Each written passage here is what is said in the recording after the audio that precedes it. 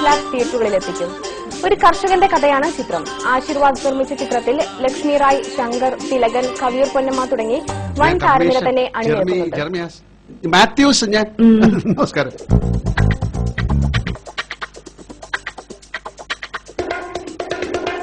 ഞാൻ ഇവറ്റകളെ മൃഗങ്ങളായിട്ടല്ല കരുതുന്നത്. ഇങ്ങനെയൊക്കെയാ പെരുമാറുന്നത്. അത്രയ്ക്ക് അടുപ്പാ ഞങ്ങളും.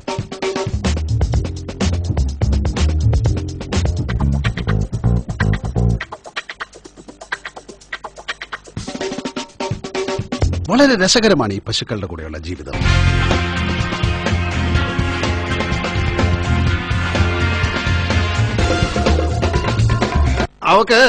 അവക്കൊരു പശുവിന്റെ മുഖമുണ്ട്. അതാ എനിക്ക് അവളെ ഇഷ്ടമായത്.